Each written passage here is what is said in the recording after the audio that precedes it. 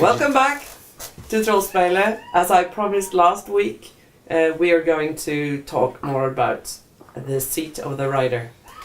And we've got a whiteboard today. And Pelle is going to show and tell a lot. The whiteboard is my favourite toy! It is. But first, I'd like to thank you all because we last week we passed 1,000 likes on Facebook.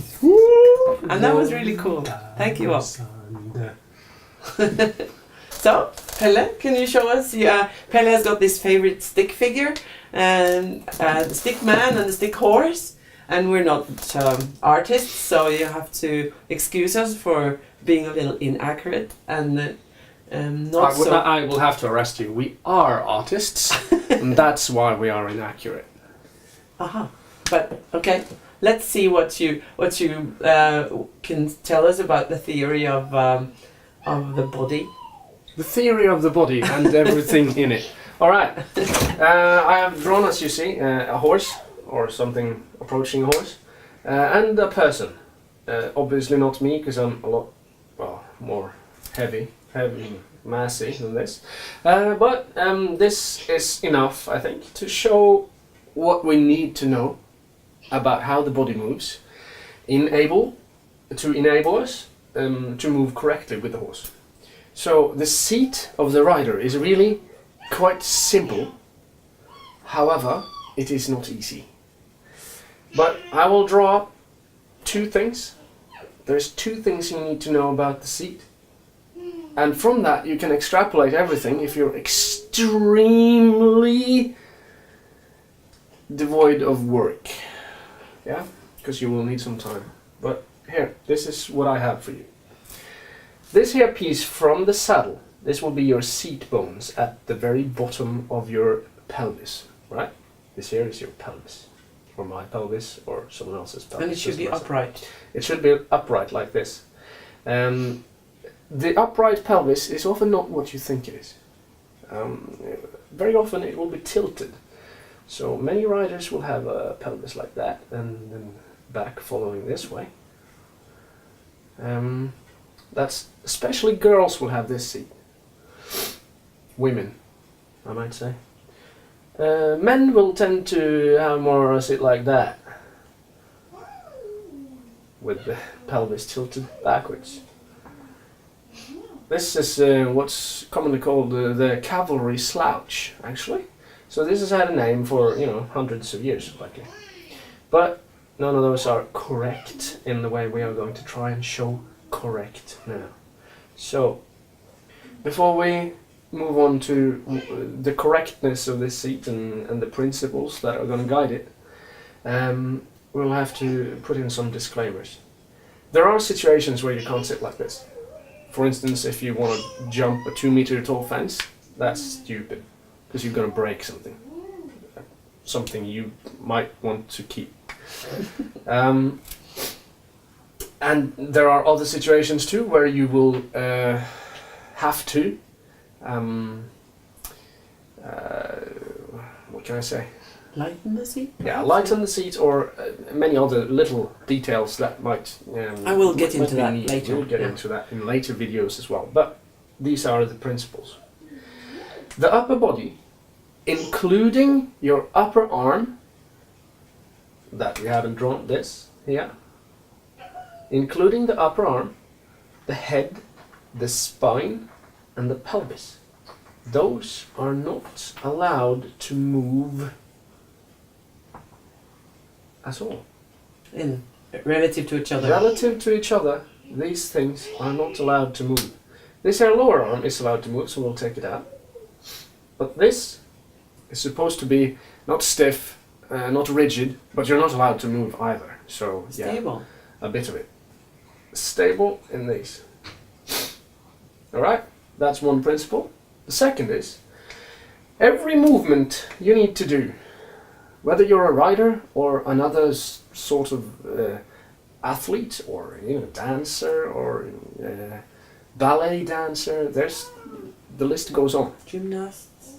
You name it. The movement must be driven through this joint Well, obviously this here stick figure, he's two-dimensional, and I don't want to turn around because there's no drawing on the other side, so there are two hip joints, right? One on this side and one on the other side of the horse and person, as it were. And this here joint is one of, if not the, most complex joints in the human body. And there are many reasons. One of the reasons, this is your pelvis again. These are your seat bones. Ooh, they're not slanted like that, I hope. This is your thigh bones. See? So they don't go straight down, like you're going to look there. They actually go out first. And this here piece, this is the one that old ladies break when they fall on the ice, right?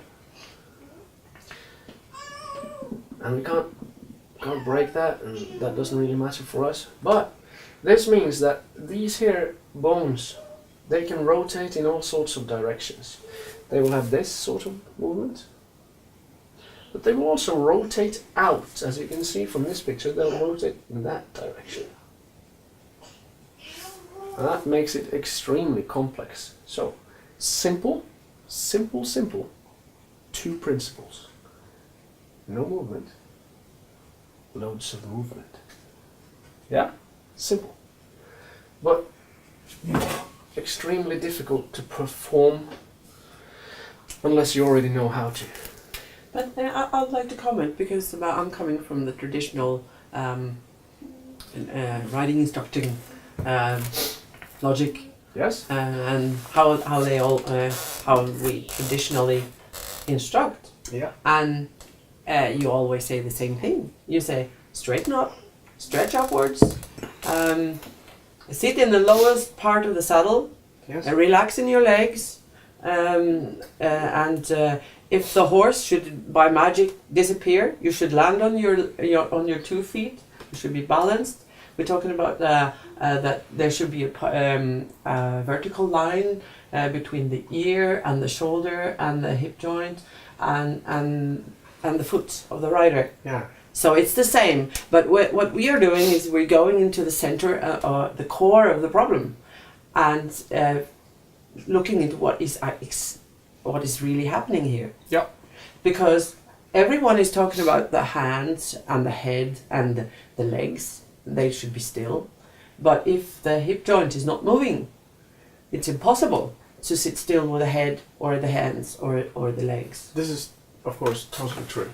If we were to imagine this horse moving, the hind legs will push off and there will be a thrust up and forward with the spine, and this will happen every stride. The horse is bouncing, moving, maybe the back is moving something like that, or maybe even something like this. It's quite a difficult and quite complex movement. Four-dimensional because it is movement, right? So time is the fourth dimension, and it's extremely difficult to explain because you don't have time to explain it. That's why we teach this hands-on, but we're going to try now and help out with this video to give you some cues about what to do. Alright, most common faults. I'm going to be real rough now. These might or might not be about you, but it might also solve your problems. And I have to say that we are not faultless. Everybody's got problems. Yes, I obviously have faults in this, but it doesn't matter because this stick figure, he's perfect. Alright, common fault. This part flops about. So your spine sometimes looks, not sometimes, but from stride to stride it will look like that, and then it will look like that, and it can't be good for you. It isn't. So what we're trying to do is keep this still. And it's not good for the horse either, because then the riding becomes very unstable. Of course, but have a look here. The reason why, very, very simply explained. If this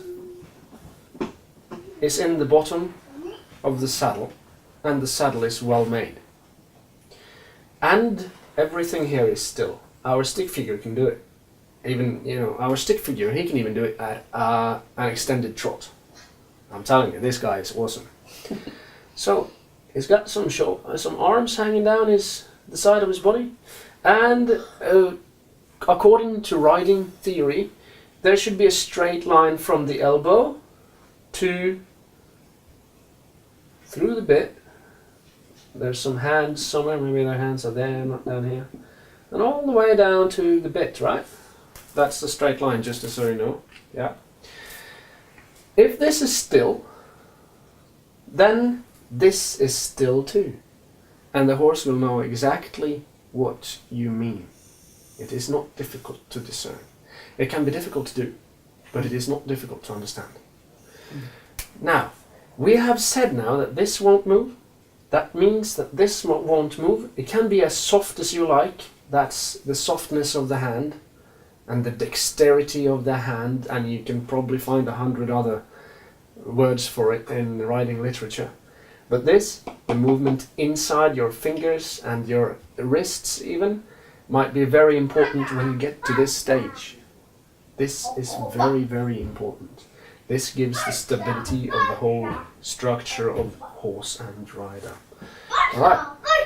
Given that this guy is perfect, you know, he's got good abs, she maybe even, let's say it's a she, because she's got a good ass too.